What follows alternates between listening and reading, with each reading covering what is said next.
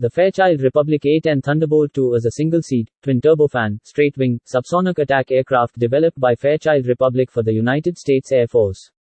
In service since 1976, it is named for the Republic P-47 Thunderbolt, a World War II-era fighter bomber effective at attacking ground targets, but commonly referred to as the Warthog, or simply, Hog. The A-10 was designed to provide close air support to friendly ground troops by attacking armored vehicles, tanks, and other enemy ground forces. It is the only production-built aircraft designed solely for CAS to have served with the U.S. Air Force. Its secondary mission is to direct other aircraft in attacks on ground targets, a role called Forward Air Controller-Airborne. Aircraft used primarily in this role are designated A-10. The A-10 was intended to improve on the performance and firepower of the Douglas A-1 Skyraider. Its airframe was designed for durability, with measures such as 1,200 pounds of titanium armor to protect the cockpit and aircraft systems, enabling it to absorb damage and continue flying. Its ability to take off and land from relatively short runways permits operation from airstrips close to the front lines, and its simple design enables maintenance with minimal facilities. The A-10 served in the Gulf War, the American-led intervention against Iraq's invasion of Kuwait, where the aircraft distinguished itself. The A-10 also participated in other conflicts such as in Grenada, the Balkans, Afghanistan, Iraq, and against the Islamic State in the Middle East. The A-10A single-seat variant was the only version produced. The one pre-production airframe was modified into the YA-10B twin-seat prototype to test an all-weather night-capable version. In 2005, a program was started to upgrade the remaining A-10A aircraft to the A-10C configuration, with modern avionics for use with precision weaponry. The U.S. Air Force had stated the Lockheed Martin F-35 Lightning II would replace the A-10 as it entered service, but this remains highly contentious within the USAF and in political circles.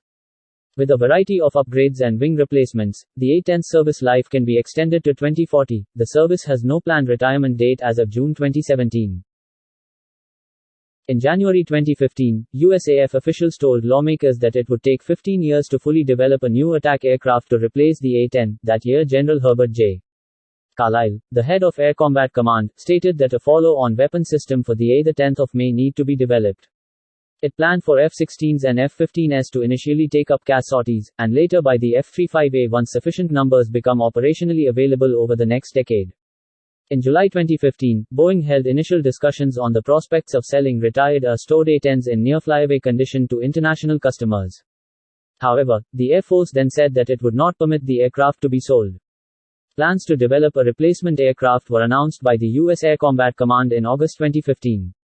Early the following year, the Air Force began studying future CAS aircraft to succeed the A-10 in low-intensity, permissive conflicts like counterterrorism and regional stability operations, admitting that the F-35 would be too expensive to operate in day-to-day roles. A wide range of platforms were under consideration, including everything from low-end At-6 Wolverine and A-29 Super Tucano turboprops and the Textron Air Land Scorpion as more basic off-the-shelf options to more sophisticated clean-sheet attack aircraft or derivatives of the next-generation trainer as entirely new attack platforms. In January 2016, the USAF was indefinitely freezing plans to retire the A-10 for at least several years. In addition to congressional opposition, its use in anti-ISIS operations, deployments to Eastern Europe as a response to Russia's military intervention in Ukraine, and re-evaluation of F-35 numbers necessitated its retention. In February 2016, the Air Force deferred the final retirement of the aircraft until 2022 after being replaced by F-35s on a squadron-by-squadron basis. In October 2016, the Air Force Materiel Command brought the depot maintenance line back to full capacity in preparation for revinging the fleet. In June 2017, it was announced that the aircraft will now be kept in the Air Force's inventory indefinitely. The 2022 Russian invasion of Ukraine spurred some American observers to push for the loaning of A-10s to Ukraine, particularly following reports of an extended, stalled Russian convoy outside Kyiv, with critics of such a proposal noting the diplomatic and tactical complications to such an approach. During an interview in December 2022, Ukrainian Defense Minister Alexei Reznikov said that in late March he asked the U.S. Secretary of Defense Lloyd Austin for 100 surplus A-10s, saying, "We had done our homework. They can deliver heavier bombs, and we could use them against Russian tank columns."